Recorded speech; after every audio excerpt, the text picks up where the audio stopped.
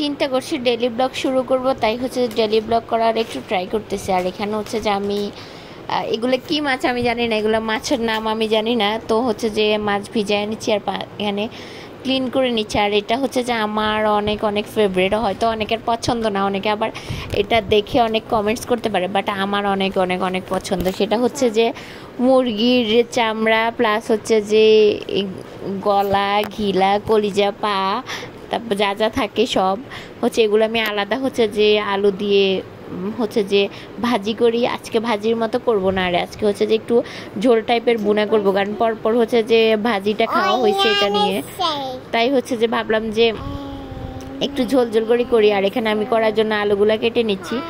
আমি যদিও খুব ভালো ক্যামেরাম্যান না, তারপরেও হচ্ছে যে একটু ট্রাই করতেছি। ইনশাল্লাহ একটা সময় হচ্ছে যে অনেক ভালো ক্যামেরাম্যান বা অনেক ভালো ভিডিও এডিটর প্লাস হচ্ছে ভিডিও সব কিছু অনেক বেটার হয়ে যাবে। তার জন্য তো অবশ্যই ট্রাই করতে হবে, তাই না? শুরু থেকে তো কেউ কোনো কিছুই পারে না। তো সেজন্যই হচ্ছে যে ট্রাই করে যাচ্ছি। এই তো আমি আলুগুলোকে নিচ্ছি আর এখানে পেঁয়াজ কেটে নিচ্ছি। কি আর করব বলেন, মাঝে মাঝে হচ্ছে যে ইচ্ছা করে অনেক রকম ভিডিও বানাই, কিন্তু আমি তো আলসে, তাই আমার হচ্ছে যে ভিডিও বানাইলেও এডিট করা হয় না কিংবা ভিডিও বানানোও হয় না। তো যার কারণে ভাবতেছি যে ডেইলি ব্লগটাই শুরু করি, কিন্তু কি ডেইলি ব্লগ হচ্ছে যে ডেইলি ব্লগ যে করবো সেটারও তো শ্যুট করি না। আর এখানে আমি হচ্ছে আলু টালু সব ধুয়ে টিয়ে নিয়ে একদম রান্না করতে চলে আসছি। গ্যাসের অবস্থা এখন মোটামুটি যতটুকু দেখা যাচ্ছে, একটু পরে দেখবেন যে গ্যাস নাই বললেই চলে, এরকম একটা অবস্থা। দুই পাশে দুইটা কড়াই বসাই দিলাম।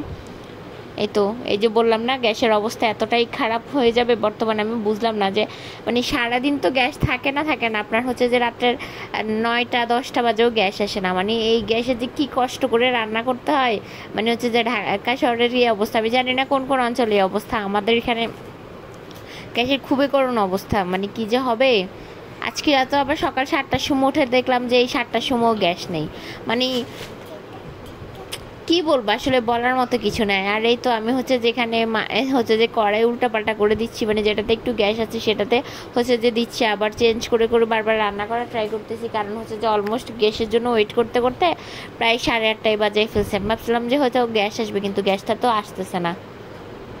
কিন্তু এই তো কী করার, এই তো মানে সব চুলায় উল্টে দিয়ে তারপরেও হচ্ছে যে হচ্ছে না। আর আমি যেহেতু সরিষার তেলে রান্না করি, সরিষার তেলে যারা রান্না করে সবাই জানে যে সরিষার তেলে হচ্ছে যে একটু ফেনা হয়। অনেকেই আবার বলতে পারে যে সরিষার তেলে হচ্ছে যে কি, আমি আসলে সবাই বলে যে সরিষার তেলে কম পরিমাণ লাগে, কিন্তু পরিমাণ তো আমি কখনোই দেখি না কম লাগে, কিন্তু হচ্ছে যে সরিষার তেল দেখি যে হচ্ছে যে ফেনা হয়। তো এই আর কি, সরিষার তেল কম লাগে সেটা তো আমার মনে হয় না।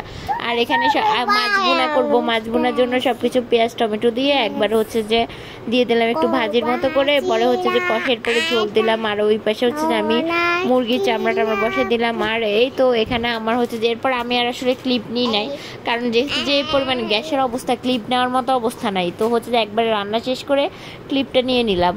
তো আস্তে আস্তে আমার মনে হচ্ছে আমার ডেইলি ব্লগও হচ্ছে যে মানে কোয়ালিটি সব কিছু অনেক ভালো হয়ে যাবে ইনশাল্লাহ। তো সবাই প্লিজ পাশে থাকবেন, এভাবে দোয়া করবেন আমার জন্য। আল্লাহ হাফেজ।